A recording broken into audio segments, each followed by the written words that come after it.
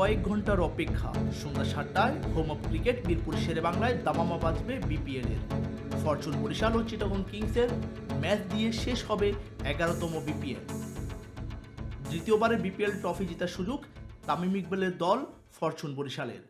চিটাগংয়ের সামনেও হাতছানি প্রথমের। ভাগ্যদেবী কার পক্ষে তা জানতে এখন শুধু সময়ের অপেক্ষায়।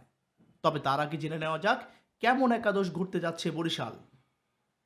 বরিশালের অধিনায়ক হিসেবে থাকছেন তামিম ইকবাল, এরপর Towhid Hridoy, David Malan, Kyle Mayers, Mushfiqur Rahim, Mahmudullah Riyad, উড়ে আসা জেমিন ইসাম, আছেন রিশাদ হোসেন, ইবাদত হোসেন, মোহাম্মদ আলী ও তানবির ইসলাম।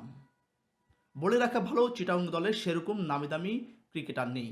তবে খাজা নাফে, হোসাইন তালাত সর্বশেষ 2 কোয়ালিফায়ার ম্যাচে দেখিয়েছেন নিজেদের খেল। ফিনিশিং রোলে শামীম পাটোয়ারি তো আছেনই, যে কোনো মুহূর্তে তাণ্ডব চালাতে পারেন তিনি।